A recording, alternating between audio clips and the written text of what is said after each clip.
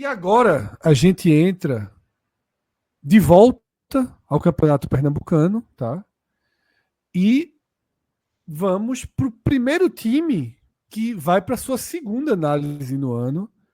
Tá? O Santa Cruz não iniciou a sua temporada nesse sábado. Iniciou uma semana atrás de forma extremamente traumática, tá? Com aquela eliminação para o 13, que Arthur já esteve aqui para comentar. Tá? Arthur assistiu os 2 jogos em loco. Esteve no Arruda, esteve hoje em Sertânia.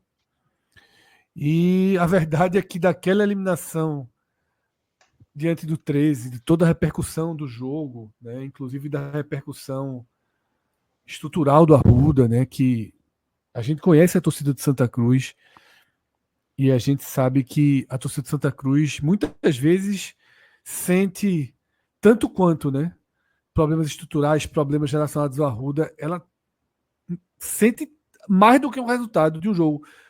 A torcida de Santa Cruz realmente se incomoda muito, né, quando tem algo relacionado à sua casa ali fragilizado. E a gente atravessou uma semana muito dura para o Santa Cruz e teve uma curva dentro dessa semana, né, com a notícia revelada e já de forma muito sólida da SAF próxima do Arruda. Inclusive, eu e Cássio, né, Arthur estava em alto mar no momento que eu e Cássio entramos para gravar esse vídeo. Alto Rio, na verdade. Alto Rio, pronto, Alto Rio. Arthur estava em Alto Rio. E não teve como participar aqui com a gente, mas eu e Cássio a gente colocou no ar aí um vídeo, tá? Trazendo todos os detalhes, tudo que a gente tinha ao alcance, toda a nossa visão, trazendo o máximo de informação que existia naquele momento e que ainda são as informações mais atualizadas e toda a nossa visão. Não sei se Arthur já chegou a assistir o vídeo, se conseguiu assistir. Eu consegui assistir na hora que ele foi publicado. Eu vi ao vivo, vamos dizer assim, naquele, porque ele tem estreia, aquele modelo né? de estreia. Isso. Na estreia. Inclusive, Arthur, se quiser fazer algum complemento ao vídeo antes do jogo, a hora é essa, né? Sua impressão, porque queira ou não, antes da gente falar do jogo, não é algo enorme que está acontecendo no Santa Cruz, não tem como dissociar. Dentro de campo vai se dissociar completamente. Não tem nada de influência de SAF no resultado da atuação e nada. Só talvez em pensar numa reorganização desse time para a Série D.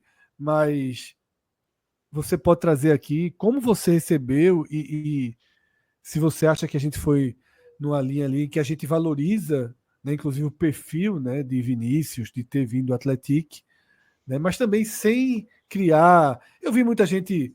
Eu sei que a galera bota muitas vezes só para gerar curtida no vídeo, tal, mas alguns replicam a maior SAF do Brasil, tal. Não é dessa forma que a gente vende o peixe, nem que deve ser interpretada, né? Mas tem coisas positivas sim nesse processo, né, Arthur? Sim, Fred, com certeza. Eu concordo muito com a visão que vocês trouxeram ali no vídeo. Eu acho que o comentário inicial, assim, essa notícia, ela surgiu na quinta-feira, né? Por meio lá do podcast Beberibe 1285, né? Com o Gera Hilton, né? O menino Gera. E aí, quando veio a notícia, ela veio ainda sem tantos detalhes, o que é normal, né? Obviamente, no começo a gente acaba tendo os primeiros sinais ali, vamos dizer, da informação.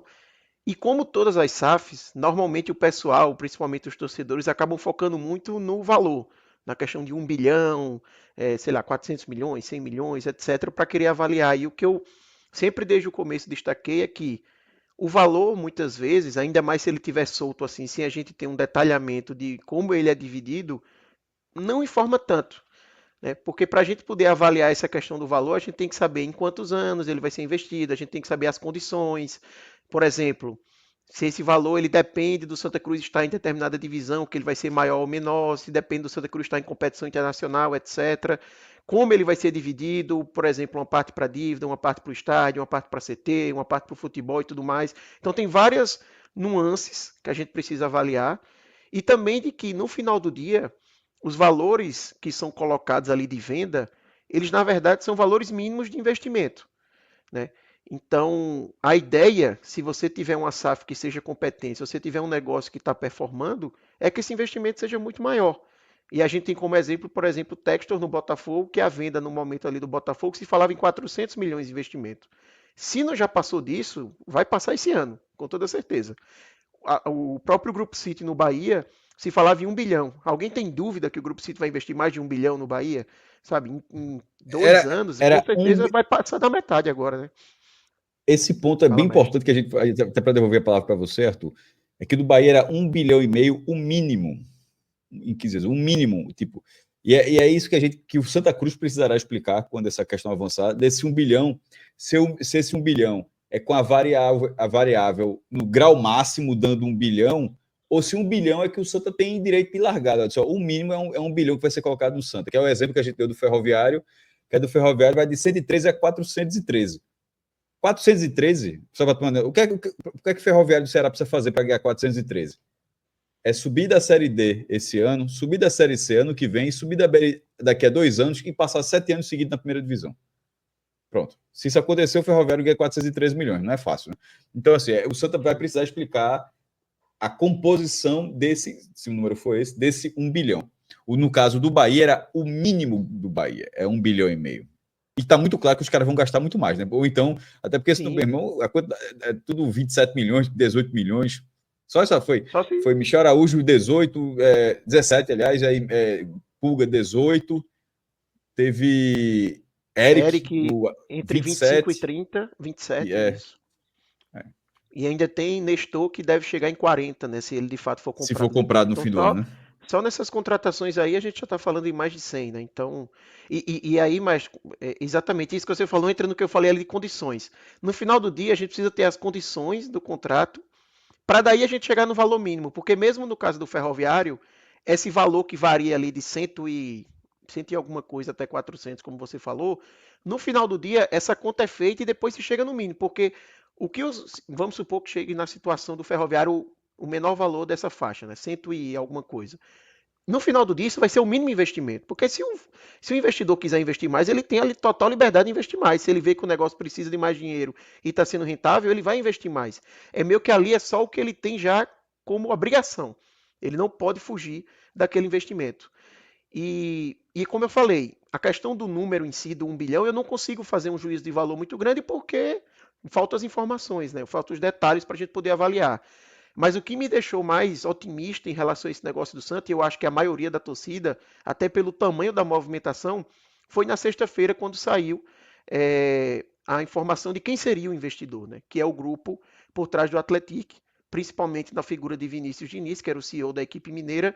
E por que é que trouxe um otimismo? Porque talvez mais importante do que o valor é você ter a certeza de que você vai ter um grupo que é competente, que tem É expertise saber no fazer, futebol. pô. É saber fazer. Exatamente. E aí você tem talvez o que poderia ser o melhor grupo para a realidade do Santa. Porque é um E grupo essa que tem expertise, experiência nessas Arthur, divisões. essa expertise, inclusive, é o seguinte. Veja só. Anunciou a SAF, né? Chegou a notícia. Aí já tinha no grupo, eu sei que muitas vezes é brincadeira, já tinha no grupo, tem que trazer João Paulo, vamos buscar João Paulo, né? E assim, o imaginário da SAF é isso, tá?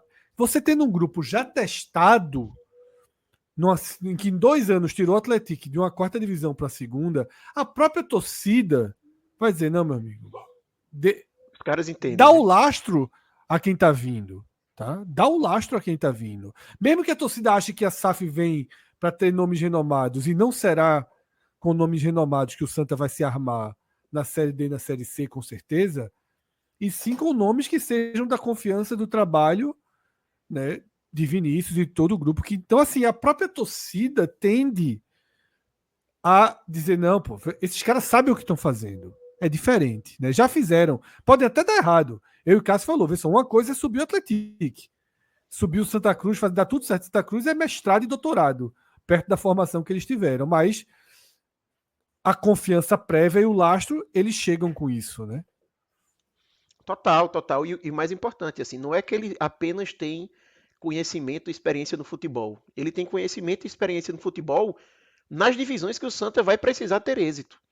Então, eles, obviamente que com as diferenças que a gente tem entre Atlético e Santa Cruz, mas jogaram Série D e Série C. com êxito, né? Então, é realmente experiência nas divisões que o Santa vai jogar, que muitas vezes pode vir um grupo que não conhecesse a realidade. Então, é muito mais do que conhecer só a competição, é conhecer o mercado, saber como é que as coisas funcionam, o mercado de treinadores, por exemplo, e tudo mais. Então, é, eu acho que o nome do investidor é até mais importante do que o valor, pelo menos para mim. Talvez depois que a gente abrir aqui os detalhes, que tiver É todas as mais informações, a gente importante. diga, pô, o valor foi fantástico e Claro tudo que se o mais. Mas anúncio, para hoje, se o valor anunciado é de 300 milhões, a gente ia ficar preocupado. Né? O de 1 sim, bilhão serve para dizer, ó, pelo menos tiveram, veja só, mesmo que seja um valor meio inflacionado, meio para chamar atenção, pelo menos tiveram a coragem de dizer que é 1 bilhão. Então, vão ter que justificar esse 1 bilhão de alguma forma. Ainda que quando apresentem seja algo meio difícil de ser tangível, de ser palpável, mas pelo menos já sabe que não vai ser 300 milhões, 200 milhões, né? Pelo menos assim, já sabe, talvez seja exagerado, mas já se imagina que ninguém vai anunciar 1 bilhão e sim, sim. detalhar que apenas 200 milhões são acessíveis dentro de uma realidade básica, né? Até porque seria uma E- quebra de expectativa muito grande, assim, e já Isso. começaria com o pé atrás, vamos dizer assim, todo mundo, né? Mas é isso, o que Perfeito. eu consigo comentar hoje sobre SAF é isso, Fred, assim, otimista, eu acho que o torcedor ele tem total direito de estar otimista, na verdade ele precisa estar otimista, o Santa Cruz é uma torcida que precisa ter é, essa fagulha acesa, e eu acho que a SAF, que realmente agora, como vocês bem falaram, está muito concreto, assim, né? Não, Todas as para informações. É mim algo que é. provavelmente semana que vem a gente já vai estar ali com mais informações, talvez já com Não, sim, informação de que sim. assinou proposta vinculante, essa é a tendência.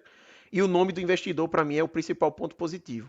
E aí eu queria só destacar um ponto que você até falou, Fred, que eu acho que num segundo momento o torcedor do Santa Cruz vai ter que entender que não é porque veio a SAF, não é porque a gente está falando de 1 bilhão que o Santa vai fazer agora um time nível, sei lá, o Grupo City no Bahia. Até porque a realidade do Santa Cruz, mesmo, provavelmente, mesmo se chegasse o Grupo City no Santa, não seria essa a realidade porque o Santa está na Série D. Então você não consegue na Série D contratar os jogadores desse patamar, já começa daí. E o segundo é porque não me parece ser o perfil de Vinícius Diniz. E basta a gente Isso. ver o time do Atlético. Eram times bons, bem formados, competentes, mas não eram Mas times midiáticos ou times com for, jogadores com para a folha realidade, para a gigantesca. realidade. É para Era um isso, veja só. trabalho, exatamente, era um trabalho bem feito naquele contexto. E é isso que o Santa precisa, Arthur. Tá? E é isso que, assim, eu venho batendo nessa tecla há algum tempo, só que o Santa se distanciou dessa possibilidade. E aí é que a M cobriu, assim. Porque o Santa hoje não consegue fazer o que o Atlético fez. O Santa puro sangue, é, o Santa da Avenida Beberibe, Associação. 1285, associação, ele não consegue, ele não consegue fazer o básico. Ele não consegue fazer o que um time do porte dele deveria. Então, já que quando ele poderia, ele não fez, ficou se apegando a alguns nomes minimamente rodados, que nem é nome rodado que chega para definir, agora não tem muita escolha. Tá? E até nomes, vou botar algumas aspas no rodados que chegam, como os que a gente vai analisar nesse jogo, um deles, né, ou dois deles, chegam, né, com esses com muito pouca entrega, né? Então é isso, eu acho que é um passo importante, né, que o Santa Cruz deu. E eu vou repetir algo que eu falei no Twitter e não no programa, que é o seguinte: se vai revolucionar o Santa, ninguém sabe. Mas nesse momento, em 2025, nessa semana, depois de como começou esse ano, no campo e no estádio, na ferida aberta do estádio, que foi um tapa na cara, o Santa Cruz deixa vários problemas daquele estádio sob o tapete. De vez em quando, alguns vêm à tona e machucam muito. Tá? A ponto de que se Arthur debateu aqui e para a Arena, se fosse o caso. Né? Começar a debater isso para o Santa Cruz é mais tabu do que para o esporte e do que para o Náutico. Né? Que o Náutico também tem uma relação, até já saiu, tem multa, tudo, mas é muito mais tabu. Tá? Então, assim, o Santa precisa em janeiro de 2025, em fevereiro de 2025, sobreviver. Porque senão não chega em abril de novo. Tá? Já chega se arrastando fazendo a Série D claudicante, então o time precisa sobreviver hoje. Ele precisa sobreviver hoje, tá? E a notícia dessa SAF já ajuda a manter a chama acesa. E o Santa é um clube que precisa da chama acesa. Tá? Se não tiver a chama acesa, aí a situação realmente sai do controle. Tá? Era o assunto na arquibancada, Fred. Na arquibancada só se falava isso. nisso. E no final foi Chegou o engraçado. superchat. Foi engraçado, só um relato rápido. Os torcedores gritando pros jogadores: vocês não vão jogar mais, não. Vai chegar a SAF, vai tudo ir embora. Todo mundo só falava nisso na arquibancada. Ai, ai. Igor Malcher mandou um superchat aqui, tá? Vendeu o futebol, o Arruda e o CT. O valor foi igual da Portuguesa. Cuidado com a ilusão. A gente nem sabe, tá, Igor? É aquilo que a gente debateu aqui. A gente não sabe se vendeu o Arruda, se vendeu o CT. A gente não sabe. Tá? A gente vai precisar para poder chegar nessas conclusões e até se tornar crítico, se for o caso. Eu estou muito curioso com isso aí, porque em tese não faz muito sentido não, tá? A minha informação, maestro, aí a gente vai esperar os detalhes que vai vir a público para confirmar. É que foi uma concessão. Exatamente. É uma concessão mediante reformas, revitalização e tudo mais. Mas a concessão é o que todo mundo faz. Por exemplo, a do ferroviário, estou dando muito esse exemplo porque foi o mais recente. A concessão é até um de comodato, inclusive, até que é um modelo até... É 20 anos. Enquanto você for SAF, tá lá, porque vai ser utilizado, tipo, o Arruda não vai ser utilizado por outra agremiação, vai ser utilizado por esse Santos. Mas, tipo, eu tô curioso para ver, tipo, eu não imagino que o Vinícius Diniz vai ser o dono do Arruda, não, pô. Tá entendendo? Assim, o Arruda continua sendo a associação cedida à SAF, porque é sempre importante a galera entender uma coisa. O Santa Cruz, o CNPJ vai continuar existindo, o Santa vai ser dono de 10% da SAF. É assim que funciona. A SAF é um outro CNPJ. É obrigado a ser assim. É obrigado a ser assim, é ter pelo menos 10%. E esse outro CNPJ vai ganhar todos os direitos esportivos do Santa Associação. Aí, tipo, aí o Santa SAF é que passa a representar aquele lugar que o Santa tinha. Se o Santa estiver na primeira divisão, ele herda aquele lugar da primeira divisão. O lugar do Pernambucano herda a história. Mas o outro clube não deixa. O Bahia continua existindo. A associação do Bahia continua existindo. Ela tem 10%. Agora, é uma cadeira no conselho de administração, não apita nada. Mas continua existindo. Enfim. E no caso do Bahia, é porque o Bahia não tem estádio, então não fica a mesma lógica. Mas assim, no Bahia, no caso, se fosse esse caso do Santa, o estádio é da associação e a associação cede para a SAF. Vender, tipo, seria assim, eu não sei nem se pode, na verdade, assim, se o Santa pode vender, toma aí o Arruda. Poder pode, né?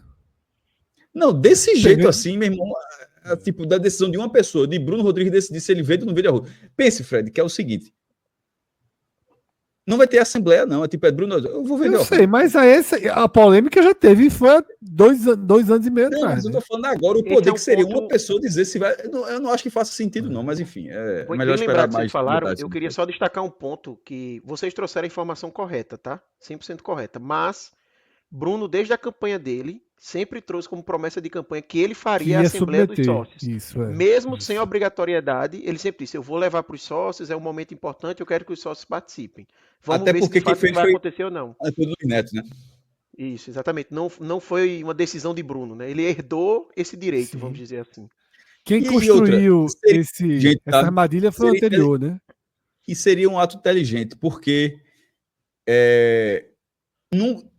se desse certo, beleza, foi. Mas se desse errado, sempre seria, foi esse cara que vendeu o Santa. Na hora que vai para a Assembleia e de repente 80% vota a favor, quer dizer, meu amigo, como assim eu? Foi lá e outra coisa, sabe que vai ter aprovação, né? Sabe que não vai ser rejeitado. Sabe que vai ter responsabilidade, né? Vamos dizer assim, dá para dizer, dividir essa responsabilidade para o bem e para o mal aí. Isso.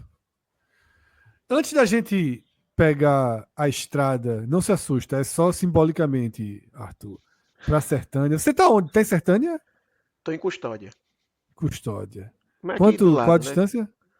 Deu, eu acho que é uns 40 quilômetros. Deu 30 minutos do estádio até o hotel aqui. Só para fechar esse assunto, e na verdade mandando um abraço, né, torcedor do esporte. Lulinha Matos, que tem o baterista mais famoso do verão no Brasil, tá? Que é Galvão Bueno, foi baterista de Lulinha numa festa da Bet Nacional, né? E viralizou demais aí o vídeo com Galvão com charutão tocando bateria, né? Junto com a banda de Lulinha cantando. Foi um vídeo que repercutiu muito. Eu tinha visto no dia que ele foi postado, inclusive, por Natan, mas acabou furando todas as bolhas aí. E os relatos de Galvão Bueno, um cara animadíssimo, divertidíssimo, todo mundo trouxe esses relatos, né? Mas em relação à SAF do Santa, Lulinha já joga ali aquela de que essa SAF tá com a carinha de que não vai para lugar nenhum, mas repito, é torcedor do esporte, então tá mais dando uma tumultuadinha aqui no ambiente do que qualquer coisa, tá? Mas é isso. Grande abraço, Lulinha, meu velho. E parabéns pelo baterista, viu? O baterista é caro que o homem arrumou. Não é qualquer um que tem Galvão na batera, não. Mas, Arthur, vamos começar com a sua chegada, suas primeiras impressões, porque foi uma experiência para quem gosta de futebol raiz. Muitas vezes o termo raiz esconde o termo precário, né? É uma romantizada da Sim. precariedade absoluta. Mas conta um pouco da sua experiência e aí depois você já pode entrar literalmente para o jogo. Boa. Então, eu já tinha falado até em live aqui, né, algumas semanas atrás que eu queria ir para esse jogo. Tô de férias pela terrinha e aí, com tempo livre, minha noiva voltou para São Paulo, eu disse, vou aproveitar então para ver a estreia do Santa, né?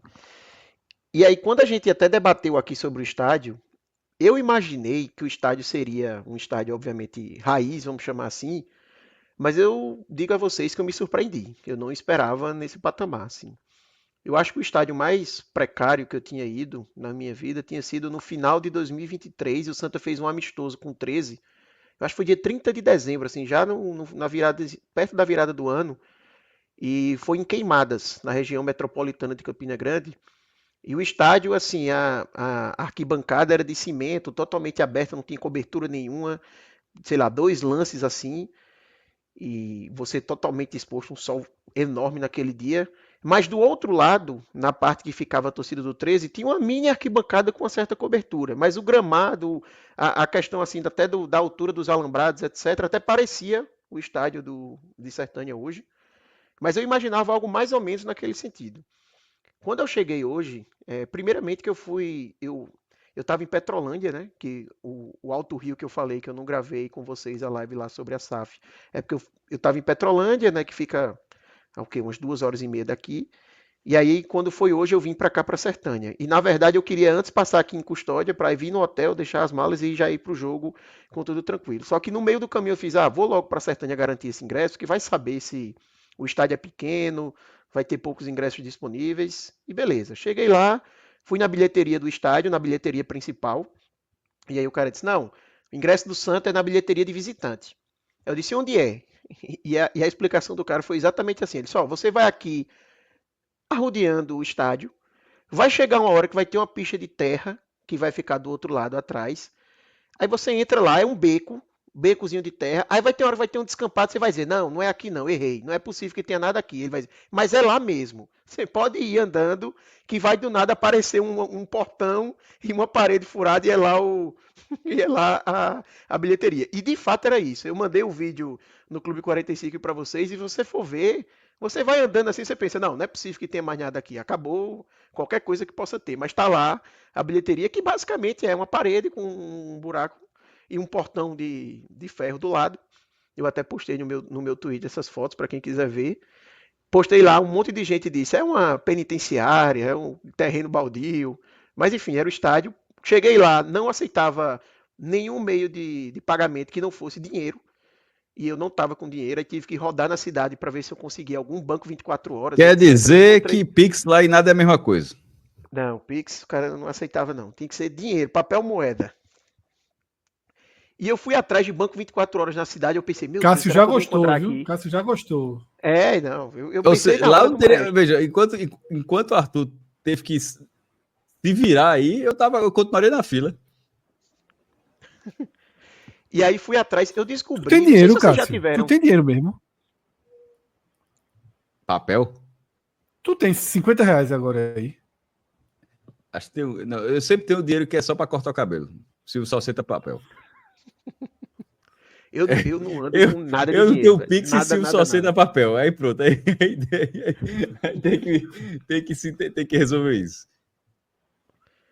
E aí eu fui atrás de dinheiro, até um parêntese aqui, meio Agamenon. Aí eu descobri, depois, passando, andando na cidade, eu vi um supermercado que tinha lá, aqui tem banco 24 horas. Aí eu entrei no supermercado e fiquei procurando caixa eletrônico, né? Aí não encontrei em canto nenhum caixa eletrônico. Aí perguntei pro funcionário, ó, onde é o banco 24 horas aqui? Não, é ali na recepção. E aí a pessoa tirou, tipo uma maquineta de cartão, que funciona como o banco 24 horas. Você coloca lá o cartão, registra o dedo e tal, ele faz todo o procedimento e depois eles tiram o dinheiro meio que do caixa deles e dão para você. Vocês já tinham visto isso? Não. É muita Eu também confiança. nunca, eu nunca tinha visto isso. Mas ali, no momento era a única opção, né? Era isso, imagina, eu viajar isso tudo e não ver o jogo. Mas mostra o quanto cidade. Como funciona a adaptação em cidades pequenas, né? Não, e funcionou perfeito, sabe? Pelo menos até o momento eu não tive nenhum problema, deu tudo certo.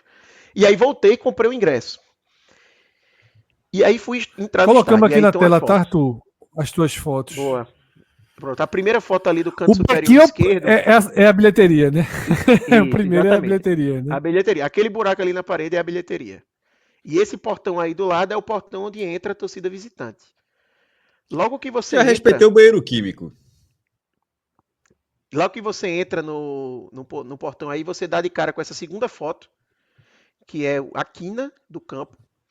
Mais à direita tá ali os banheiros químicos e aí a arquibancada, que assim, arquibancada móvel total. Tem essa na frente aí, que Circuito é, sei Banco do lá, Brasil. 2 lances de escada. Esses 2 lances de escada, quando eu cheguei, sei lá, 40 minutos antes do jogo, já estavam tomados. E só venderam Os de 300 cimento, ingressos né? para a torcida do Santa. Isso, os de cimento já era. Só Cássio não sobrou ia os que ter ficavam coragem de atrás. ir. Cássio só sentava neles. Cássio não ia ter coragem de pegar um circuito Banco do A Brasil arquibancada lá em móvel? Sertânia, não. É. Arquibancada móvel? Tu tinha coragem? Essa daí, sim. Sim. Tu sendo tu. Veja, Essa tá essa baixinha, pô. daí. Eu não, aquelas grandonas é que deixam a Aí segurança tá só. pequenininho. Só arranha, né? Essa Se daí, desmontar, só arranha. detalhe, quando eu subi nela, andando assim, no primeiro passo que eu dei, ela deu um estralo assim que eu disse, pronto, não estava encaixado o negócio, encaixou agora. Encaixou o ferro direitinho agora. E, velho, eu vi na arquibancada móvel, na parte mais de cima, e vou te dizer, na hora que o Santa fez o gol, eu fiquei com medo de pular e comemorar muito. Eu comemorei de forma meio comedida, assim, meio, sabe, sem pular, só falando com a pessoa que tá do lado. Todo mundo que tava ao lado ficou meio assim. A galera ficava muito na divisa, sabe, entre as duas, porque ficava o ferro ali, então pronto. Se der problema aqui na tábua de madeira, pelo menos tem um ferro aqui para segurar, porque realmente não passava muita segurança, não. E assim, É o muito estádio é pequenininha. extremamente É. precário, velho. Extremamente. É difícil até, Mas como o deixa eu Cássio fazer falou, você acreditar que cabe isso tudo. Você vê o vestiário, tem uma foto, olha o vestiário ali como é. O banco de reservas também, assim, muito pequeno, o banco de reservas que tem. Tanto que a maioria dos jogadores acabava ficando em pé, talvez seja porque não tinha banco suficiente, tá? Aqui eu não vou confirmar isso porque eu não conseguia ver o banco porque eu estava atrás. Mas até pela largura dele, era muito pequeno o espaço do banco de reservas assim. Então, superou essa experiência que eu tive em Queimadas. E aí, só complementando, fechando o comentário, maestro, é um sentimento dividido, porque assim, ao mesmo tempo que você pensa o quanto foi legal para a cidade de Sertânia, né, receber o Santa Cruz lá, você vê que realmente a galera estava animada. Eu acho que o maestro tinha até falado, foi a primeira vez, né, que o Santa jogou em Sertânia. Então você via que tinha uma movimentação na cidade, uma euforia por ter recebido a equipe. Então você tem esse lado que é cada vez mais interessante você ter as equipes jogando no interior, até para angariar mais torcedores, enfim. Mas por outro lado, assim, depõe contra a competição. Você tem um jogo no estádio como esse, sabe? Assim, a transmissão, eu nem tá aqui a foto da transmissão, mas a transmissão era uma, sei lá, uma casa, um quarto e a galera no teto. Teve uma hora que começou a parecer que ia chover. Eu disse, velho, se chover aqui, acaba a transmissão. Como é que a galera faz aqui? Não sei. Eu não sei, mas eu imagino também que não tenha problema para as câmeras, né? Mas assim, era um negócio completamente improvisado. Tanto que tinha uma câmera que ficava atrás desse quarto com a porta aberta. Então tinha lá meio que um quartinho e tinha um. Pronto, ó. Tá vendo que tem uma escada ali? Atrás da escada tem um cara com uma câmera que ele tá atrás desse espaço, aí tá com a porta aberta para ele conseguir filmar lá. Então, assim, extremamente precário. Eu acho que a imagem que passa do campeonato, obviamente, não é nada boa. Eu vi muito torcedor do Santa Cruz falando, pô, fala tudo aquilo do Arruda, será que esse estádio tem liberação de bombeiro, liberação? Porque, assim, do ponto de vista de segurança, essa arquibancada não passa muito, e atrás do estádio tem um ginásio, tinha um telhado do ginásio que tinha umas 25 pessoas facilmente, assim, no telhado do ginásio assistindo o jogo, sabe? Enfim. É o que tá atrás dos banheiros químicos, é? É, isso, exatamente. Não é esse telhado não, tá? É um telhado um pouco mais abaixo. Mas tava, eu acho que dá pra ver que tem umas atrás pessoas ali. Dá pra ver que tem umas Isso. cabeças ali atrás. Dá pra ver, dá pra ver. Eles esquerda ali estão meio no muro, meio no telhado, né? Isso, exatamente. Então, assim, é isso. Por mais que você queira que Sertânia tenha a oportunidade de ver, mas não dá, sabe? Assim, para um estádio como esse ter jogo é realmente complicado. E antes que cheguem as pessoas dizendo, mas o Arruda, não sei o que, veja um programa que a gente fez uma semana atrás sobre o Arruda. Ninguém disse que o Arruda estava em condições, não. Como o Fred bem disse, eu cheguei aqui no momento que disse, ó, se a diretoria do Santa Cruz não tiver condições financeiras de resolver esses problemas do banheiro do Arruda, que jogue na arena. Não dá para ter jogo dessa forma. Então, ninguém aqui tá falando, dando salvo-conduto ao Arruda. Mas um estádio como esse ter jogo, assim, é complicado. O que me chama a atenção... Fala, Fred, Cássio. é só falar sobre... Arthur foi no ponto sobre ter a cidade. E isso é a parte, sempre foi, inclusive, muito definido por Carlos Alberto Oliveira, que era uma palavra que ele usava, interiorização do Campeonato Pernambucano. O Campeonato Pernambucano, quando foi criado, era só tinha times do Recife. Foi criado em 1915, o primeiro time do interior a jogar foi o Central em 1937, só jogou aquela edição e volta a jogar só na década de 60. Então, só de 1960 para cá, o interior passa a ser regular e basicamente com Caruaru e muitas vezes com o Centro Limoeirense. Aí começa ali, sobretudo nos anos 90, com Carlos Alberto, a ter realmente mais times do interior do que da capital, porque tinha mais da capital, era o Ibis, era o Santa Amaro, era o Ferroviário do Recife, ou seja, 2/3 do campeonato jogava no Recife. A interiorização natural que é muito importante, e eu defendo que a cidade tenha o jogo. Eu prefiro... Essa condição é muito delicada, como o Arthur está mostrando, mas entre isso e o Campeonato Pernambucano de alguns anos atrás, onde todos do interior jogavam na capital, eu prefiro isso. Porque aquele campeonato para mim era completamente sem sentido. Era todo mundo mandando o jogo na Arena Pernambuco, mandando na Arruda, mandando nos Aflitos, na Ilha do Retiro. Pô, assim, não faz o menor sentido. Zero. Essa cidade, ela tem 35 mil moradores. Essa cidade não precisa ter um estádio, ela não precisa ter um estádio de 10 mil lugares. O campeonato da primeira fase, essa capacidade de público, ela atende ao campeonato da primeira fase. É tudo aí muito, muito limitado. Muito limitado. Mas eu vejo assim, não tinha como ser muito maior do que isso, porque a cidade só tem 35 mil habitantes. Tem o caso bizarro de Itacuruba, que foi até quarto lugar no Pernambucano. Era uma cidade, essa daí tem 35 mil. Itacuruba tinha 2.500 torcedores, 2.500 moradores, com um estado para 4 mil. É óbvio que alguém fez uma maluquice, vamos usar essa palavra, maluquice, dentro da cidade. É como se um estádio que cabe quase 2 vezes a população. Esse estádio poderia ser um pouco maior, pode até ser um pouco maior, mas assim, ele atende a cidade. Agora, o time é daí. Se o gramado coube só 1.200 ingressos, beleza. Assim, paciência, o time não vai ter renda. A renda é do Decisão. Vai fazer uma renda com 1.200 ingressos. A Globo não transmitiu a partida. Esse jogo era o jogo da Globo nesse sábado. A Globo disse, isso aí não dá pra mim, não. Deu pra FPF, a FPF que fez um sinal com a produtora, que passou inclusive no Gold. O Gold transmitiu o jogo do Santos também. tanto o Gold com a FPF, mas assim, dentro de uma estrutura com menos câmeras, uma estrutura que não atende o padrão Globo, por exemplo, que a Globo disse, ó, eu vou passar Náutico e Petrolina, porque não dá.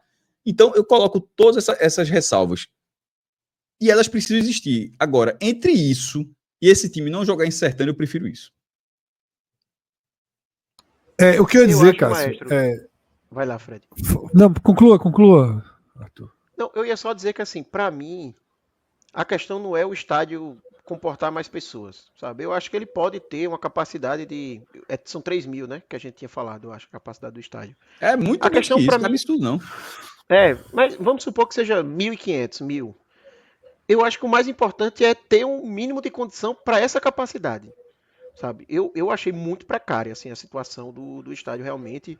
Essa questão da arquibancada, por exemplo, eu acho que se fossem pelo menos a arquibancada toda em cimento, como é a que estava na frente, seria melhor. Eu não me senti em nenhum momento seguro nessa arquibancada móvel, sinceramente, e muitas pessoas que estavam ao meu redor a mesma coisa. Mas eu também concordo com o Cássio que, assim, você tem um campeonato que a galera tem que jogar na Arena Pernambuco, por exemplo, Não, é a pior coisa do mundo, é o pior dos é, a, cenários. a experiência pro pessoal de Sertânia, eu tenho certeza que foi muito positiva, sabe? De ter visto o jogo. Você Esqueci viu até desse muita gente detalhe. Esse foi o primeiro do- jogo da história dessa cidade na primeira divisão. Porque essa é a segunda participação do Decisão, Decisão. mas em 2020 o Decisão era de Bonito. Sim.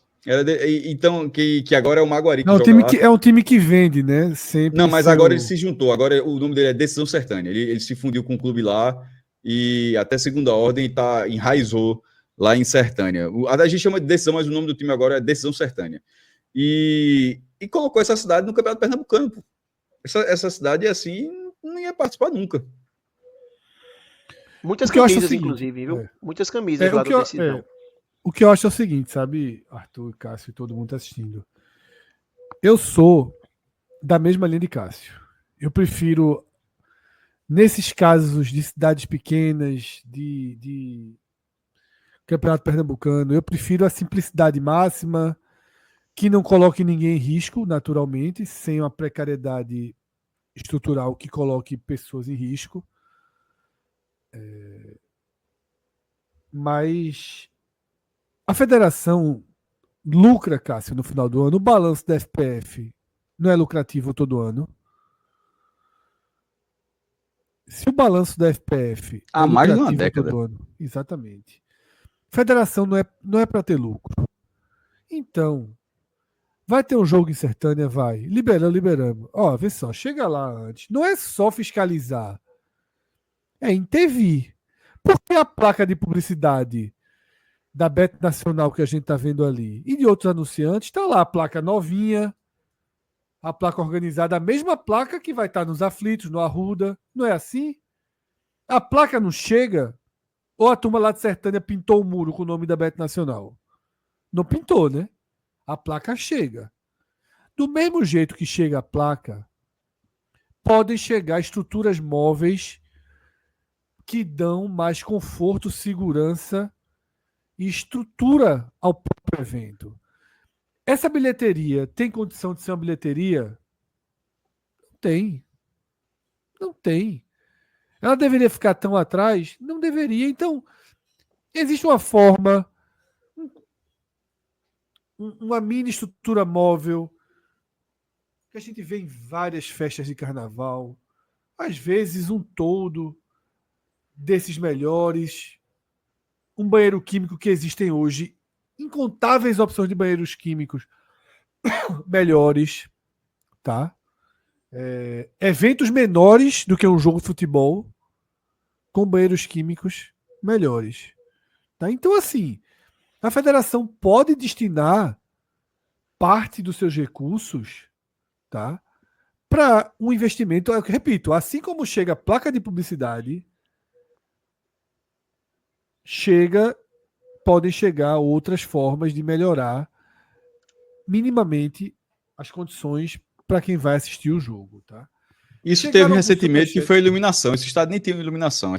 Esse jogo que hoje terminou de 6 da noite, Não se terminava, não, pô. Todos os jogos lá em Sertânia eram de 3 da tarde, para acabar às 17 horas. Eu tô curioso, maestro, pegando parênteses disso, para ver os jogos lá que forem 100% de noite, porque eu achei a iluminação, Baixa, né? assim, baixa. É, exato. Eu Repito, achei no limite. A Globo não quis transmitir aí, pô. É, a iluminação é assim, é no limite do jogável, sabe? Pronto. Mas não é uma iluminação que a gente tá habituado, sabe? 2 superchats chegaram sobre esse tema do estádio, tá? Vamos a eles. Arthur Soares. Cássio, estádio digno de uma cota de 300 mil, infelizmente. Porém, 333 é a do Sport do Santo Náutico. É, Né? a do decisão é 143. 143.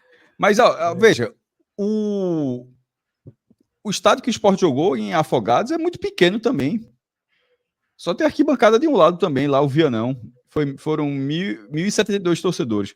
1.214 aí no Odilon, em Sertânia, e 1.072 em Afogados da Engazeira. Duas cidades que ficam a mais de 300 quilômetros do Recife. São duas cidades do sertão, duas cidades pequenas.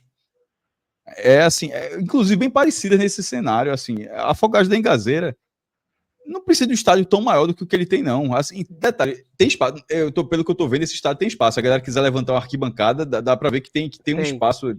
Tem bastante Então, espaço assim, ao redor. mas talvez não precise levantar nos 4 lados do campo, não, pô. Se eu Sim. tenho do lado de cá, talvez o cara levante do outro lado, pronto.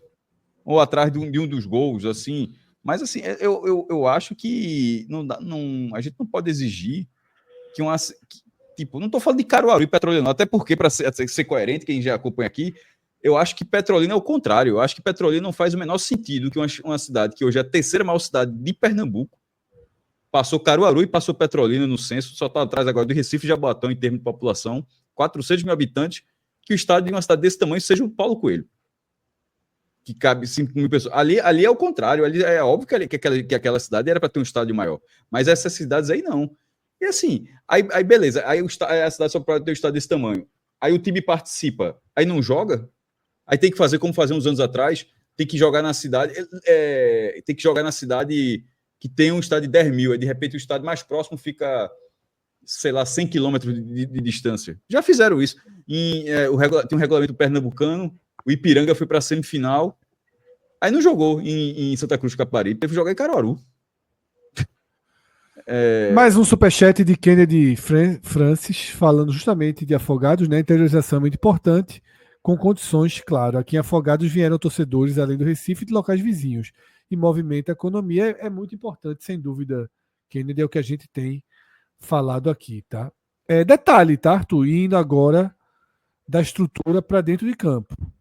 A gente está comparando com o Vianão, mas, pelo que se viu na Gold, a condição de gramado de Sertânia é melhor do que a condição de gramado de Afogados, né? Você não viu o jogo de Afogados, naturalmente, mas pode falar do de Sertânia. Pelo que a gente viu, a bola rolou bem, os times conseguiram trabalhar minimamente, né? Pelo menos, eu acho que a condição do gramado foi boa, minimamente, acho que até exagero. Acho que a condição do gramado foi bem satisfatória para o jogo, que esse sim não foi muito satisfatório, né? É um gramado padrão do interior, né? Obviamente a bola quica bastante, tem certas irregularidades, mas o Santa já jogou em gramados muito piores. O próprio Adalto aqui, que já foi tema da live, é um gramado bem pior do que o gramado que foi de hoje. Sem The condições, best assim. of, Então, né? óbvio que não era um gramado como o Arruda, por exemplo, mas nem também fazia sentido que fosse, né? Enfim, por todas as questões que a gente falou aqui, já se sabia que seria um gramado de um nível menor, mas eu não acho que foi um gramado de forma alguma que atrapalhou o jogo. E eu acho que isso é o mais importante, né? Foi um gramado que cumpriu seu papel, dá para se dizer. Quem não cumpriu seu papel foi o Santa, né? Por outro lado. Então, mais uma vez, o Santa decepciona o seu torcedor. E aí, falando desde o início, né, do que rolou hoje de tarde dentro de campo, primeiro falar sobre a escalação, né? Que foi uma escalação com muitas mudanças.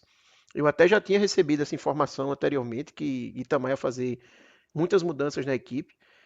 E eu sinceramente, achei estranho a informação, porque a gente sabe que Itamar normalmente ele não faz isso, né? Itamar é um cara muito, é, vou usar a palavra regular nos seus trabalhos, né? Normalmente depois que ele monta um time, dificilmente ele faz grandes mudanças, ele foge muito daquela forma do time jogar. Muitas vezes é até uma crítica que algumas pessoas fazem de que ele muitas vezes fica preso a uma forma de jogar.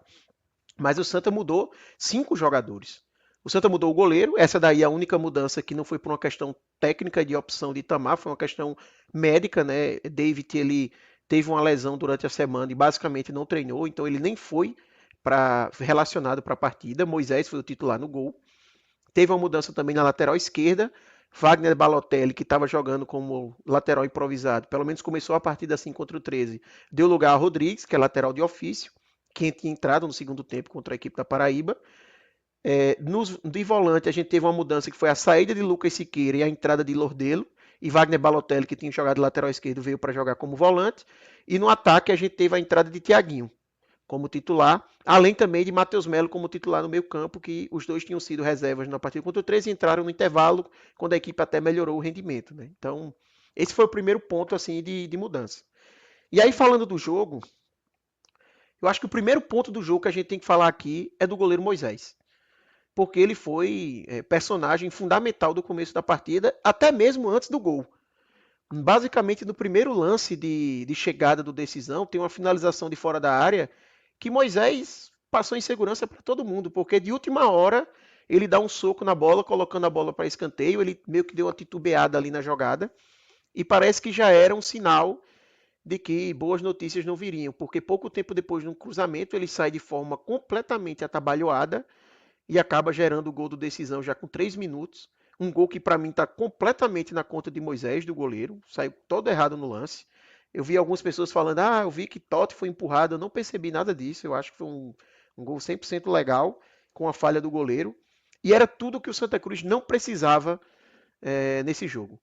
Porque eu até já tinha falado aqui na análise contra o 13, né, que eu senti a torcida do Santa muito ansiosa e isso acaba passando para dentro do gramado.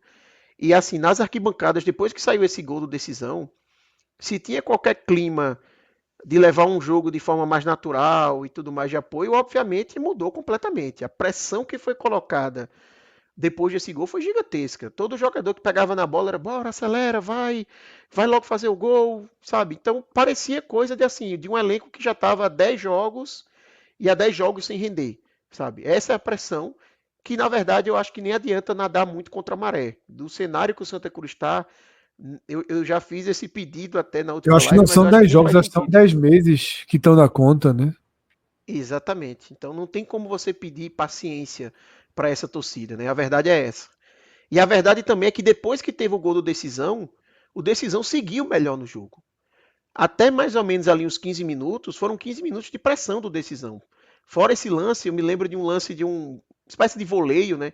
Que Moisés faz a defesa, outras chegadas do Decisão levando certo perigo, até que o Santa chega a primeira vez com o Thiaguinho, né? Um bom passe de Matheus Melo, Thiaguinho recebe, puxa para a direita e acaba finalizando para fora.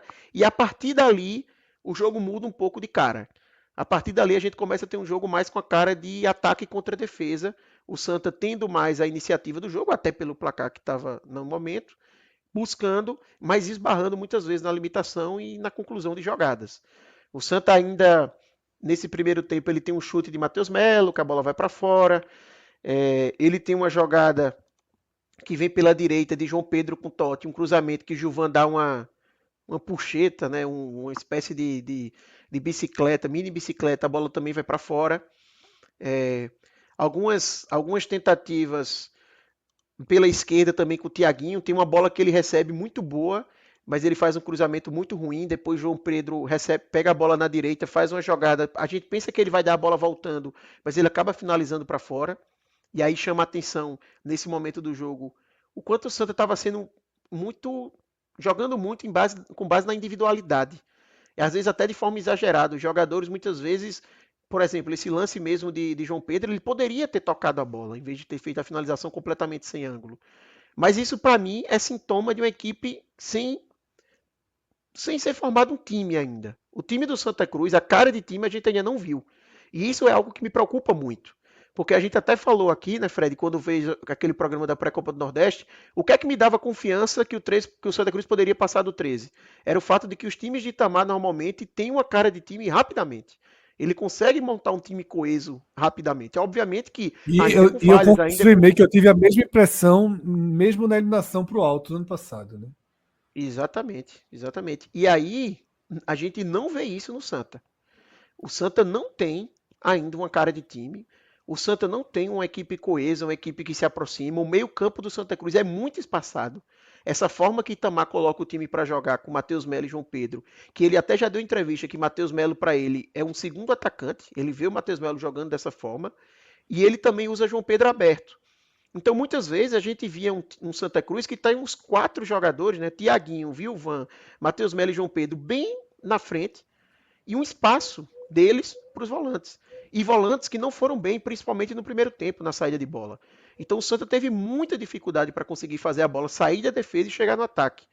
Não foram poucas as vezes que os volantes pegavam e giravam a bola, voltava, aí a torcida impaciente, ficava pegando no pé, mas porque realmente não se encontrava alternativas. E aí as únicas opções que tinham era jogar pelos laterais.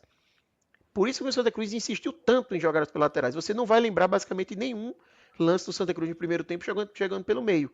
Talvez a bola de Matheus Melo para Tiaguinho e essa Chute de Matheus finalização dele Melo. de fora da área. Exatamente. Isso. Chute de fora da área e essa bola que foi acionando Tiaguinho. De resto, as jogadas foram sempre pelas laterais. Né? Então, não dá até pra gente dizer, Fred, que tanto o Santa Cruz não tem cara de time, que de um jogo para outro mudou 5 jogadores. Isso mostra como realmente não tem cara de time, porque uma equipe que muda da estreia para o segundo jogo 5 jogadores e não foi por uma questão médica, porque apenas um foi por questão médica, mostra que realmente essa coisa ainda não tem um time titular formado. E na partida contra o Petrolino durante a semana, provavelmente vai mudar de novo, imagino eu. Então mostra que não sei exatamente qual foi o motivo, não sei se é questão de pré-temporada, o quanto isso pesa, né? A pré-temporada que teve os seus problemas devido à questão do Arruda, se foi também as lesões que o Santa Cruz teve na pré-temporada, que foram várias. A gente vê um Tiaguinho, por exemplo, ele sofreu com lesões durante a pré-temporada. A gente teve um Lucas Siqueira também, que é um cara que fisicamente sentiu durante a pré-temporada, até porque Fábio até trouxe o relato na última live. Ele não jogou basicamente o segundo semestre no Botafogo, esteve lesionado todo esse tempo. Então, o Santa teve percalços, teve jogadores que ele perdeu por lesão e que ainda estão fora, como Lucas Bessa, como Genilson, como Pedro Henrique. Então, talvez tudo isso tenha contribuído para o Santa Cruz hoje ele não conseguir ter a cara de time no estágio que a gente esperava e no estágio que a gente estava até habituado a ver com o Itamar. Porque nem só ano passado, Fred, o próprio Itamar em 2020, o Santa Cruz também, no primeiro trabalho dele, com pouco tempo a gente já tinha uma cara de time ali, né? Já tem um esboço de equipe. E hoje a gente não vê isso. E eu acho assim, por mais que tenha essas justificativas da pré-temporada, cabe pesar também que do outro lado estava um Decisão, que só para exemplificar, o camisa 10 era Juninho Silva, cara de véia, aqui como o Maestro me falou, ele agora nem dá para ter mais o apelido, né? Porque de fato. É só o Juninho, agora é só o Juninho. Chega. E na arquibancada era o pessoal dizendo que ele não paga mais passagem em ônibus, enfim. Porque com 20 anos ele já tinha cara de velho. Imagina agora, né? Ele foi anunciado pelo Decisão, acho que faz 2 dias. Se você entrar no perfil do Instagram do Decisão, você vai ver que ele foi anunciado, acho que quinta-feira ou foi sexta-feira. E já foi titular hoje. Então mostra assim que o Decisão também não teve uma super pré-temporada, um grande trabalho contínuo, sabe? É importante também a gente nivelar o adversário que o Santa Cruz enfrentou. Porque o Decisão muito provavelmente vai brigar para não cair. O Santa não enfrentou hoje uma equipe das mais fortes do interior. Pelo menos eu acho que não vai ser dessa forma que o Decisão vai jogar o campeonato. Até pela questão de investimento. Tá chegando agora da Série A2. Então, é Dos importante 3 que também eu vi nivelar. jogar e eu consegui assistir pelo menos um pouco. O seu jogo do Santa eu vi basicamente todo. E consegui assistir um pouco do Náutico e do Sport todo. Achei o mais fraco dos 3. Entre Petrolina, Afogados e Decisão, eu achei o Decisão mais fraco e me surpreendeu o Petrolina. Acho que o Petrolina fez uma partida bem organizada. Era isso que eu ia comentar. Eu vi muita gente falando bem do Petrolina, né? Exato. E aí, fechando esse parênteses, né, e voltando para o jogo, foi um primeiro tempo que se comportou dessa forma. Na reta final do primeiro tempo foi quando o Santa Cruz teve as suas melhores oportunidades e quando realmente esteve mais próximo do gol. Chegou, inclusive, a marcar com o João Pedro e o gol foi anulado. Depois eu falo sobre a parte da arbitragem. Eu acho que a arbitragem teve um certo impacto no jogo de hoje, mas não gosto de usar isso como muleta, mas eu acho que é importante falar sobre. Teve o gol anulado de João Pedro, e depois do gol anulado, o Santa ainda teve duas chances assim claríssimas, né? Uma jogada num cruzamento na área, que a bola fica tentando todo mundo ali finalizar e não consegue colocar para dentro, e depois um lance numa jogada de que João Pedro vai disputar com o goleiro, não tem a falta, ele cai no chão, ele caído, rola a bola para Gilvan, e assim, eu até agora estou sem entender por que Gilvan não finalizou aquela bola. Porque ele recebe a bola e ao invés de finalizar, por mais que ele estivesse de costa, mas dava para girar e bater, ele prefere rolar para trás com o Matheus Melo, que tem um marcador chegando junto com ele. E aí, obviamente, o Matheus Melo acaba sendo desarmado e o Santa perde a chance. Num primeiro tempo que acaba dessa forma, o Santa Cruz realmente pressionando mais a decisão, mas sem conseguir concretizar. Sem conseguir também variar muito as jogadas. Sem conseguir ter precisão no último terço de campo. E aí, falando da arbitragem, porque eu acho que os lances mais polêmicos realmente que a gente teve da arbitragem foram no primeiro tempo, além desse lance do gol, que assim, eu não sei como foi a transmissão, mas no estádio, João Pedro claramente não estava impedido. Eu vi na FPF que na verdade é o mesmo sinal. Eu tenho visto na FPF no gol, tem a mesma coisa. E é só aquela regra. O cara participa, não participa, mas ele não participa. O único momento disseram que isso não faria diferença foi na Olimpíada, né? Exato, porque assim, qual é a minha avaliação do lance ali? Para mim, João Pedro, claramente, até pelo estádio eu consegui ver que ele não estava impedido, ele tá voltando ali antes do zagueiro. Tiaguinho, eu acho que estava impedido, eu não consigo confirmar, mas a minha impressão é que Tiaguinho estava impedido, só que para mim Tiaguinho não participa do lance. Quer dizer, melhor dizendo, a regra fala em ter impacto no defensor. Tiaguinho para mim não teve impacto nenhum no defensor, porque João Pedro está do lado dele. O defensor correu para marcar, não foi porque Tiaguinho se movimentou, foi porque João Pedro foi finalizar a bola. Por mais que Tiaguinho tenha tido um ímpeto inicial ali, não foi ele que gerou qualquer movimentação do adversário. E além disso, eu vi muita gente comentando que dava para fazer uma leitura labial do Bandeira e que o Bandeira tinha dito que os dois estavam impedidos. Tinha dito para o campo. Então, se ele viu dessa forma, para mim está confirmado o erro, porque João Pedro me pareceu bem claro ali que ele não estava impedido. Ele acaba tirando esse gol do Santa.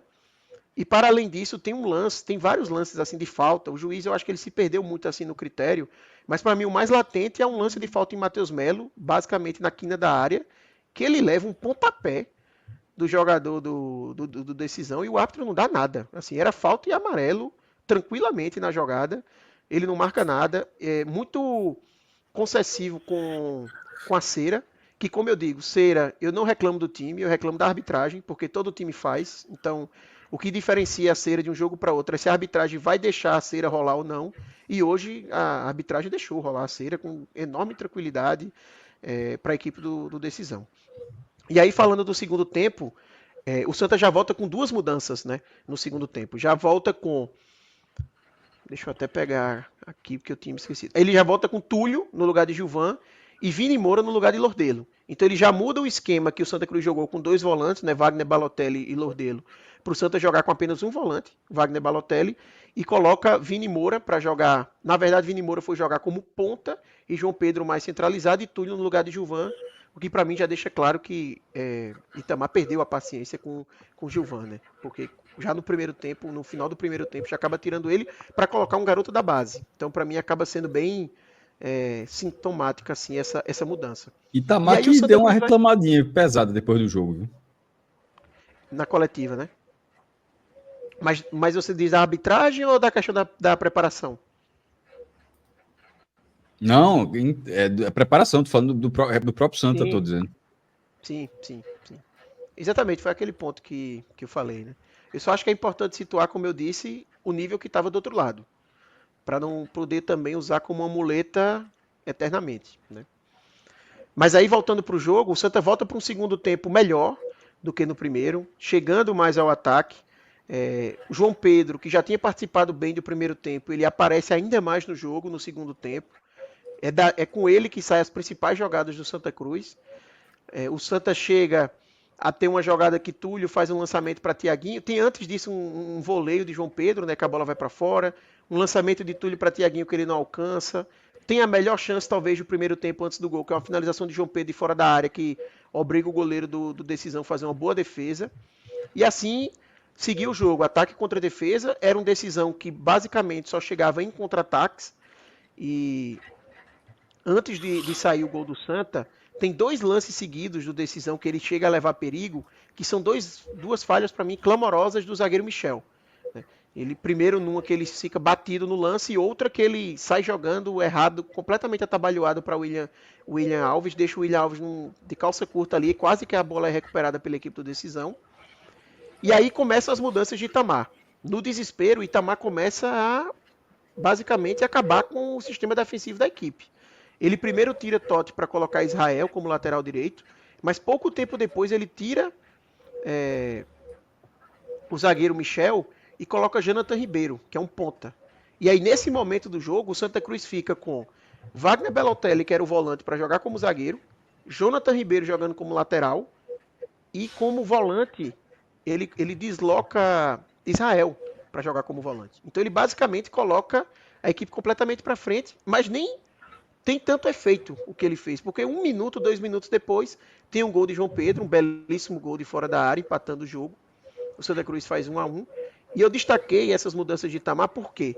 Porque depois que o Santa faz 1-1, a tendência e o que todo mundo esperava era que o Santa Cruz ficasse mais próximo da virada, né? É a mesma coisa que se esperava ali quando teve o empate contra o 13, né?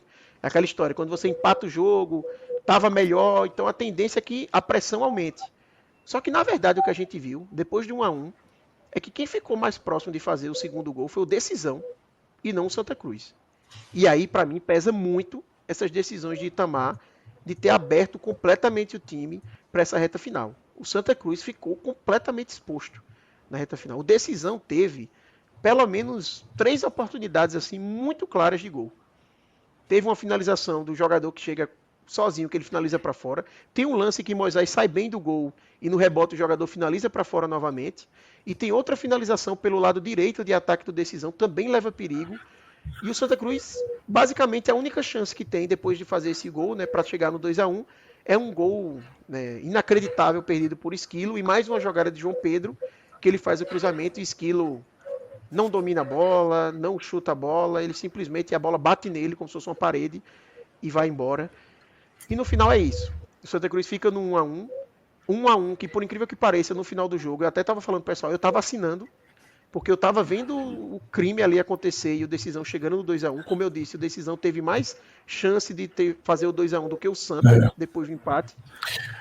E uma partida muito pobre do Santa Cruz no final do dia. A gente vai entrar melhor aqui quando a gente fizer as análises individuais, mas eu acho que o que mais preocupa hoje o torcedor é aquele ponto no meu comentário de que o Santa Cruz ele não mostra ainda um padrão de time. O Santa Cruz não consegue você olhar e dizer esse é o time titular, cada jogador está sabendo a sua função. Muito pelo contrário, a gente não vê isso funcionar, a gente vê muitas mudanças de Itamar. Às vezes dá uma impressão, Fred e Cássio, que é como se Itamar estivesse fazendo os testes de pré-temporada durante a temporada. Porque você tem um jogo e no jogo seguinte você mudar 5 jogadores, parece que você está testando. Simplesmente, vou mudar aqui para ver o que é que acontece. Sabe? Eu não acho que é uma mera correção da primeira escalação. Sabe? Eu acho que tem um pouco de caráter de teste mesmo. Até porque, como eu falei antes aqui, eu encerro meu comentário, eu acho que a tendência é que contra o Petrolina a gente acabe tendo mais mudanças ainda. Então vamos para as análises individuais, Arthur. Tá?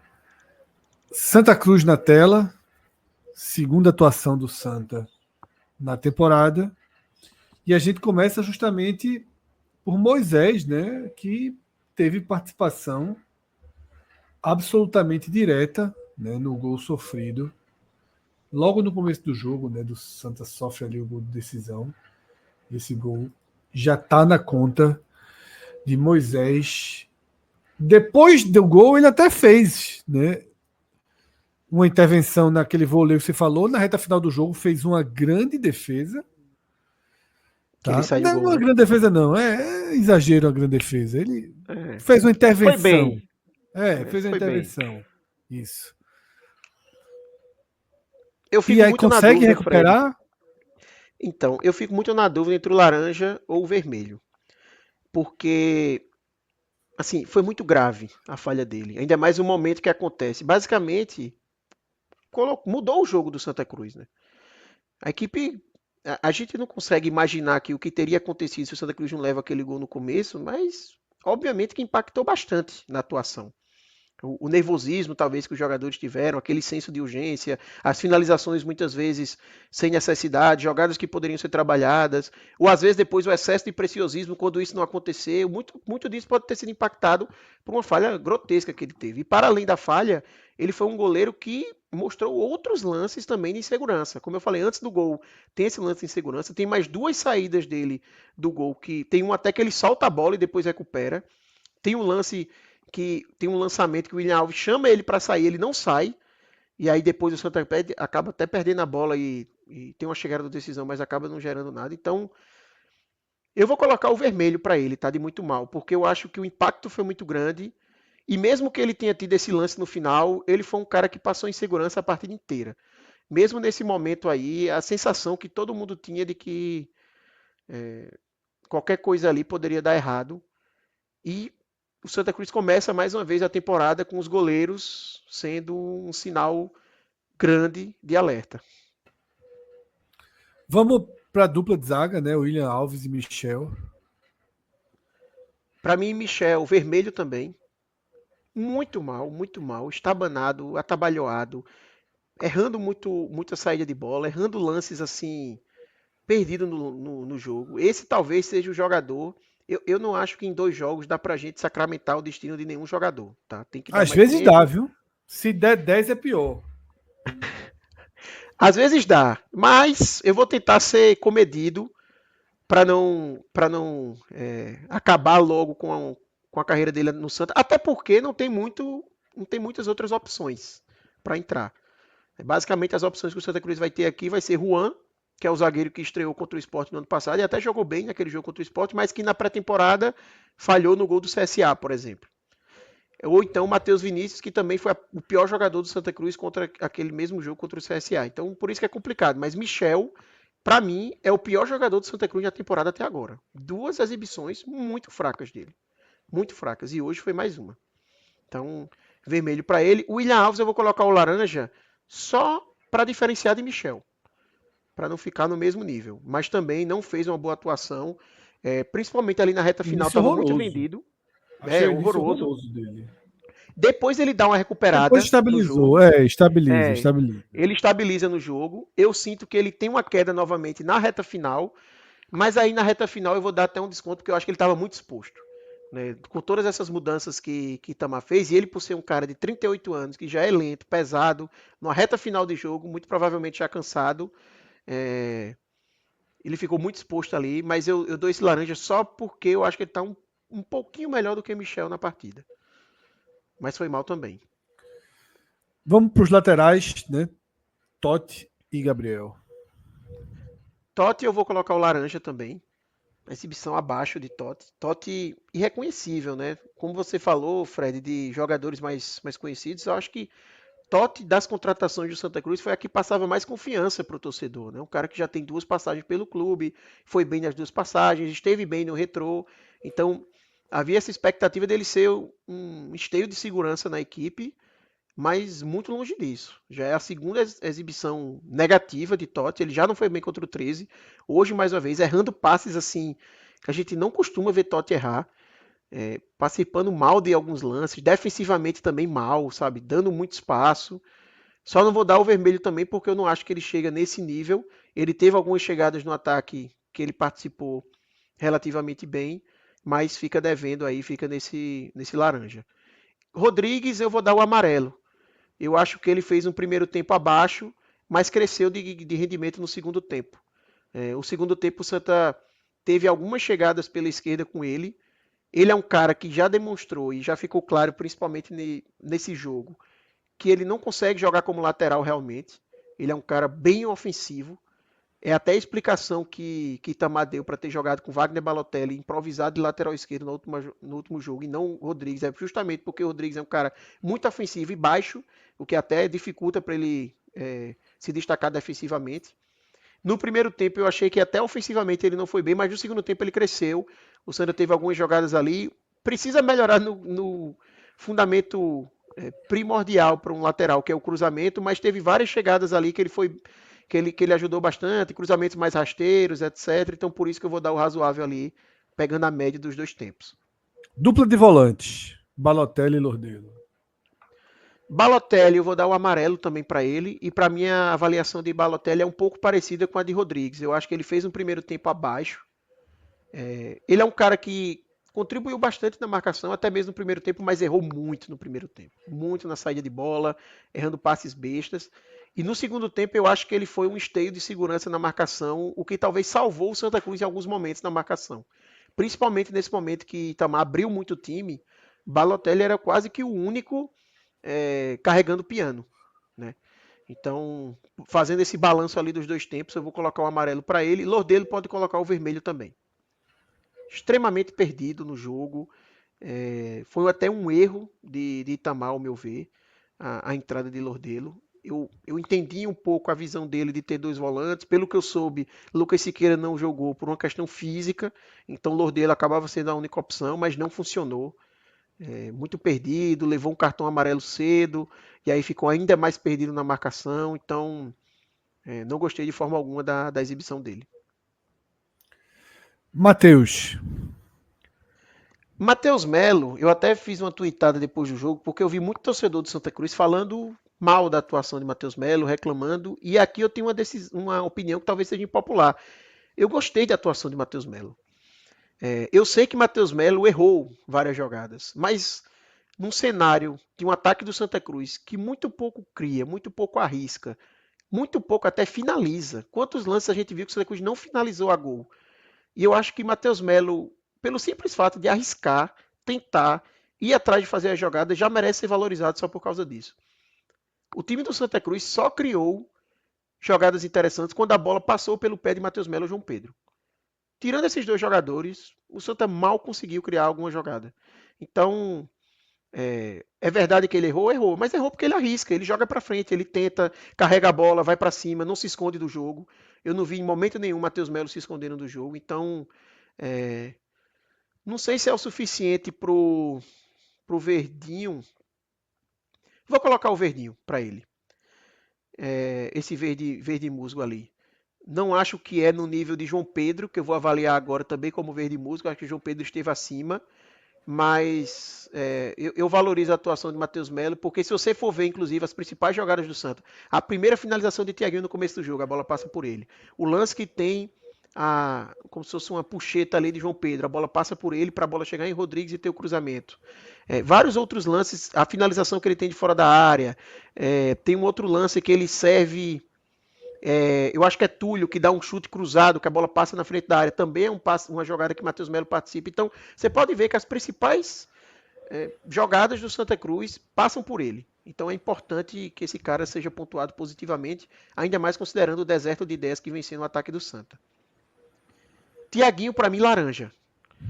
Participou bastante do jogo, mas perdeu muitas chances que não poderia ter perdido. Tem a finalização do começo, tem uma bola de cabeça ainda no primeiro tempo que ele perde a chance também. Tem uma jogada na esquerda no começo, no primeiro tempo, que ele dá um... Eu não vou dizer que ele tenta jogar a bola no meio da área, porque para mim ele chuta, o chute vai fora de direção e faltou alguém colocar para dentro. Mas aquele não foi um passe, foi um chute errado dele. Então, e no segundo tempo sentiu muito o físico. Thiaguinho, eu acho que hoje mostrou porque que ele não foi titular contra o 13. Realmente o físico dele indica que ele não aguenta o jogo inteiro. Provavelmente essa lesão que ele teve na pré-temporada pesou com relação a isso. Mas não foi bem hoje. Gilvan, muito apagado, né, em campo. Muito apagado. Pode colocar o vermelho também para ele. Tanto para Gilvan como para Túlio. Que também não já emendando ali em Túlio que entrou no lugar dele. Nenhum dos dois conseguiu ajudar. Talvez Gilvan participou até um pouquinho mais do que Túlio. Túlio foi muito sumido no jogo. Obviamente que a gente tem que dar todos os descontos, porque é a segunda partida de Túlio como profissional, é um jogador da base. Até contra o 13 eu achei que ele entrou mostrando alguns fundamentos. Ele teve um amistoso que ele entrou também, que ele foi bem. Eu acho que foi contra o CSA, foi o único amistoso que a gente conseguiu ver, né? Ele entrou bem. É um cara que o próprio JPP sempre me disse assim, ó, dessa base do Santa, fica de olho em Túlio, é um cara que tem futuro, gosto dele e tal, mas hoje não conseguiu contribuir. Ele basicamente só participou daquele lance do chute cruzado e uma bola que o jogador da decisão cobra o lateral nos pés dele. Ele até dá um passe razoavelmente bom para Thiaguinho, mas Thiaguinho não alcança, mas assim, muito pouco. E o Santa tá sofrendo nessa posição, né? Tá fazendo falta um Bortoluso, que eu tanto defendia o trabalho que ele fazia, principalmente sem bola, e é algo que assim nem Gilvan nem Túlio consegue fazer nem de perto. Assim. Gilvan e Túlio são paredes, assim, a bola bate e volta, não consegue segurar, não consegue fazer um pivô, acionar os pontas, tem atrapalhado bastante o ataque do Santa Cruz, essa falta de um 9 que consiga participar mais do jogo. Pode seguir os outros reservas como você quiser ir roteirizando, né? Acho que do ataque para trás agora. Esquilo para mim, vermelho também. E aí, Esquilo, eu vou fazer um comentário que eu normalmente não faço. Dificilmente vocês vêm aqui eu falar sobre se o jogador está com vontade, se não está, se entregou ou não, porque eu acho que é muito, às vezes entra muito no comodismo de análise de torcedor, achar que porque o cara foi mal é porque ele não queria jogar, porque ele estava com má vontade. O Santa Cruz mesmo é assim, toda vez que o Santa Cruz perde é porque tem salário atrasado, toda vez é essa mesma coisa. Mas hoje, ainda mais pelo que eu vi em campo, o Esquilo me chamou a atenção como ele abdicou da marcação. E é um cara que entrou no segundo tempo, você via vários jogadores do Santa Cruz cansados no segundo tempo, mas correndo, tentando se doar na parte defensiva e Esquilo assistindo o jogo. Simplesmente olhando e fingindo que não era com ele. Me chamou muita atenção assim. Então, eu acho que tem que ser o vermelho para ele. Até perdeu a melhor chance do Santa Cruz de ter vencido o jogo. Foi nos pés de Esquilo, ele perdeu a chance também. Muito Foi mal. muito louco essa reta final, porque logo depois desse lance, aí na outra barra, aí teve o do decisão também, que foi inacreditável o gol que o cara perdeu. Mesmo. Exatamente. Assim, foram dois lances assim, que as duas torcidas devem ter olhado assim, meu irmão, como é que esse cara... Os dois dentro da área, o do Santa Cruz quase na marca do pênalti, o do decisão ali na linha, mas o do decisão com a barra vazia, o Santa ainda que tivesse jeito na frente, mas a condição era muito boa para fazer. Na arquibancada, mas na hora que o cara do decisão perdeu, a turma disse, eles têm os esquilos deles também. E aí, Fred, eu já vou emendar Detalhe, com o Jonathan foi um gol tão Ribeiro. perdido de decisão que parecia, a impressão que dava que o cara achava que não estava valendo o lance. Exatamente, eu tive essa mesma sensação. Tive essa mesma sensação no campo. Porque assim, eu já estava aceitando a derrota ali. Não, quando eu assim, vi, não faz o menor sentido o cara não ter acertado a barra. Moisés salvou. Quando o cara chegou cara a cara com Moisés, eu já pensei no pior. Moisés salvou, aí deu um alívio ali de meio segundo. Quando a bola caiu no pé do cara, eu disse, eita, fudeu, já era. E aí, graças a Deus, ele jogou para fora. E aí, falando dos outros dois pontos que entraram, Fred, Vini Moura e Jonathan Ribeiro, eu colocaria para os dois o laranja, tá? Eu acho que também não entraram bem, mas eu não coloco no mesmo patamar de Esquilo. Eu acho que Esquilo foi mais prejudicial ao Santa do que eles dois. Vini Moura eu achei apagado, muito apagado, participou pouco do jogo. Jonathan Ribeiro até participou um pouco mais, mas assim, também pesa aqui com o Jonathan Ribeiro que ele entrou como lateral direito, né? Por mais que ele, quando foi apresentado, disse que jogava também nessa posição, mas não é a posição primordial dele. Ele até que participou mais do campo. Foi até engraçado, ele é atacante, entrou como lateral direito. As melhores participações dele foi do meio campo para trás. Quando ele chegou do meio campo para frente, errou tudo. Não conseguia dar seguimento nas jogadas. E aí eu até aproveito o comentário sobre esses três para responder aqui Luiz Eduardo. Sim, Ele pergunta se os três fronteiros que chegaram, né, Vini, Moura, Esquilo e Jonathan, eu acho que ele não colocou o Thiaguinho, porque Thiaguinho é um retorno, né, a torcida já conhecia, se eles são as maiores decepções, e para mim é fato que sim. São três jogadores que fizeram uma Série C interessante. Vini, Moura e Esquilo, por exemplo, não eram titulares absolutos, mas eram jogadores que jogavam bastante no Volta Redonda, que foi campeão da Série C. Jonathan Ribeiro, um jogador que jogava bastante também no Ipiranga, que chegou no quadrangular final da Série C. Então a expectativa era que eram três jogadores ali que ia ter até uma briga boa para quem ia ficar de fora, e nenhum dos três mostrou a que veio até o momento. Assim, com certeza é a maior decepção. Eu acho até que o Santa Cruz ele teve uma montagem de elenco problemática, uma montagem de elenco muito desnivelada. A gente vê, por exemplo, meio campo, o Santa tem João Pedro, Matheus Melo E ainda trouxeram o Rafinha, né? Que é o brasileiro naturalizado boliviano, que ainda nem foi regularizado e tudo mais. E aí você tem 3 jogadores para meio campo, enquanto o Santa Cruz não tem basicamente um zagueiro confiável, o Santa Cruz não tem camisa 9, o Santa Cruz só tem um lateral esquerdo, que é um cara que basicamente não joga de lateral, joga de ala. Então tem problemas graves na formação de elenco. Por mim, Rafinha, por exemplo, nem teria sido contratado. Não tinha necessidade de um jogador para ir. Mas a questão dos pontos, para mim, não é um problema na montagem do elenco.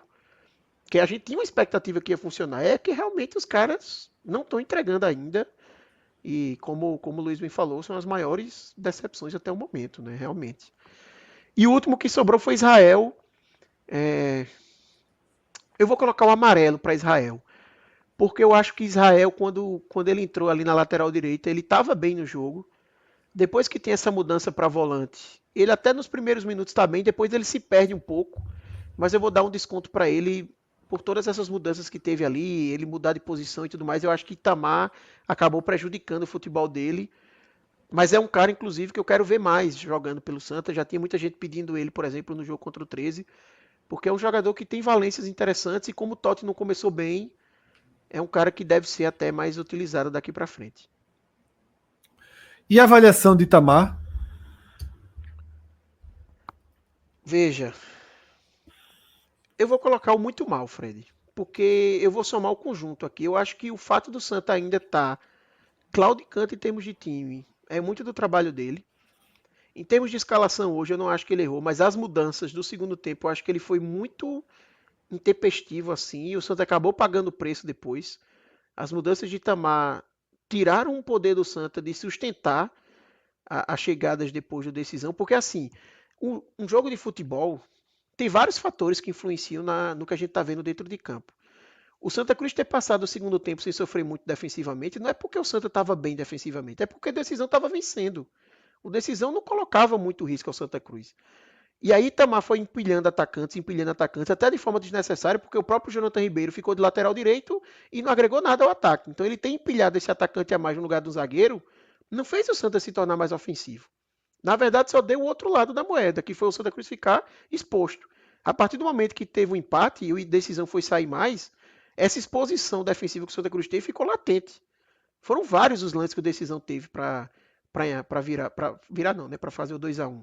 Não só esse que Cássio citou, teve pelo menos mais 2 assim, que o decisão chegou cara a cara e acabou desperdiçando. Então, isso passa muito pela condução de Itamar. E para além disso, pesa, como eu já falei no início, a questão da equipe ainda não está coesa. Eu acho que tem muito do trabalho dele. Então, essa avaliação vai ser talvez não só do jogo de hoje, mas um balanço até do que a gente viu do Santa Cruz até agora.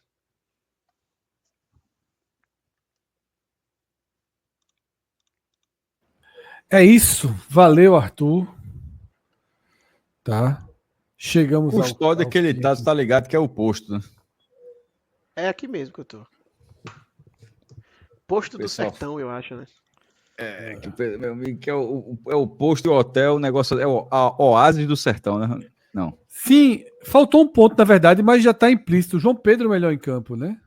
Isso, João Pedro melhor Foi em campo. melhor em campo. Ele já tinha deixado claro. Fez 2 gols, né? Tiraram um e fez outro. Não tem como não ser o melhor em campo. E as principais jogadas passando por ele já também. tinha sido um dos que salvaram contra o 13, né? Com certeza. Ele é o melhor jogador do Santa Cruz na temporada até agora, seguramente. Eu não sei, e aí não sei como o Retrô abriu mão dele. Eu não esperava que ele fosse voltar para o Santa, sinceramente. Eu achava difícil a volta dele, porque ele foi bem no Retrô também. Nem começou como titular, mas terminou bem nos mata-matas e tudo mais. E o Retrô acabou não ficando melhor para o Santa. Começou muito bem a temporada, João Pedro.